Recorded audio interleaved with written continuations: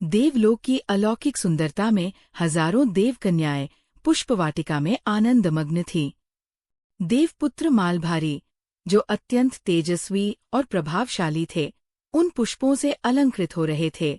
देव कन्याएं वृक्षों पर चढ़कर सुंदर पुष्प तोड़ रही थीं, और कुछ देव कन्याएं उन पुष्पों को चुनकर मालभारी का श्रृंगार कर रही थीं। पूरा वातावरण आनंद और उल्लास से भरा हुआ था। इसी बीच एक दुर्भाग्यपूर्ण घटना घटी। एक देव कन्या, जो वृक्ष पर पुष्प चुन रही थी, अचानक अपने प्राण खो बैठी। देवलोक से च्युत होकर वह पृथ्वी पर श्रावस्ती के एक संपन्न परिवार में जन्मी। जन्म लेते ही उसे अपने पूर्वजन्म की स्मृतियां थीं। वह अपने हृदय में एक ही संकल्प लिए थी, मालभारी मेरे स्वामी है। मुझे अपने पति के पास जाना है। मुझे अपने पति का सान्निध्य पाना है।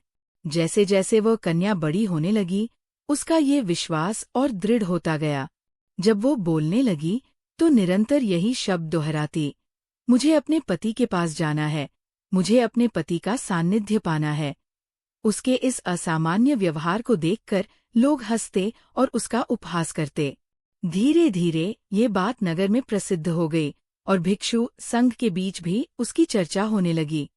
सब उसे पति पूजिका कहने लगे। पति पूजिका का मन सदा धर्म कर में लगा रहता।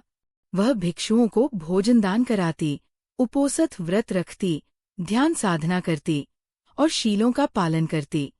लेकिन इन सभी पुण्य कर्मों का एक ही उद्देश्य था, मुझे अपने पति का पुनः सान्निध्य मिले।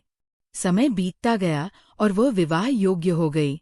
उसका विवाह एक उत्तम कुल के युवक से हुआ। विवाह के बाद उसने 4 संतानों को जन्म दिया।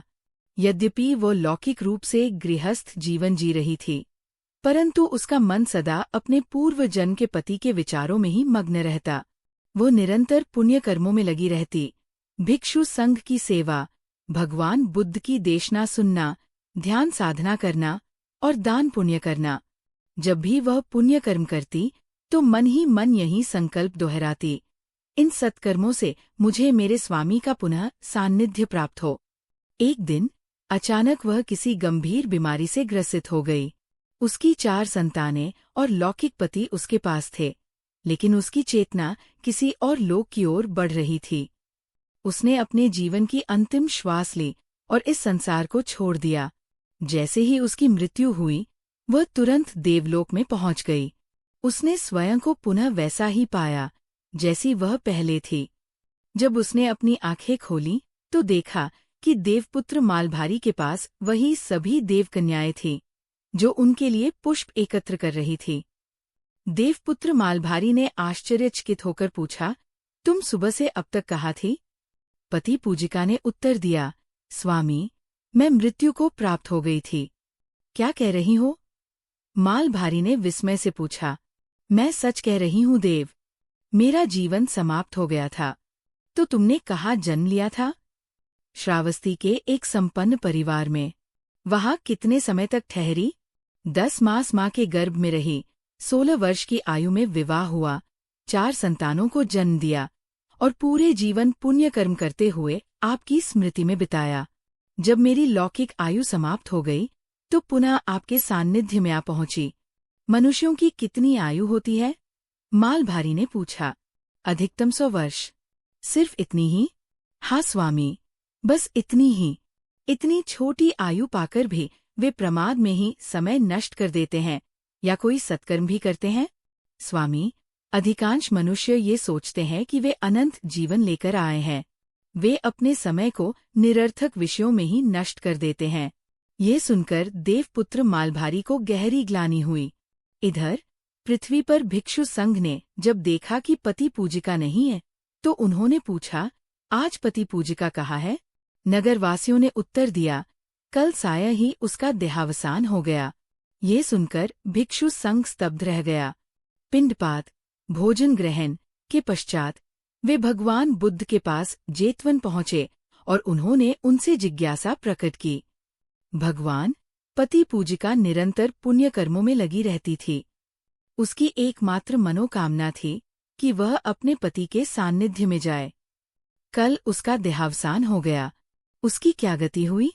भगवान बुद्ध मंद मुस्कान के साथ बोले, वह अपने पति के पास पहुंच चुकी है। भिक्षुओं ने आश्चर्यचकित होकर पूछा, परंतु भगवान, उसका पति तो अभी जीवित है। भगवान बुद्ध ने उत्तर दिया, भिक्षुओं, वह अपने लौकिक पति का सान्निध्य नहीं चाहती थी। वह त्रायस्त्रिंज देवलोक में अपने पति देवपुत्र मालभारी की कामना करती थी। वो वहीं पहुंच चुकी है। भिक्षु ये सुनकर गहरी सोच में डूब गए। भगवान बुद्ध ने भिक्षुओं को संबोधित करते हुए कहा, मनुष्य जीवन अत्यंत दुर्लभ और क्षणभंगुर होता है।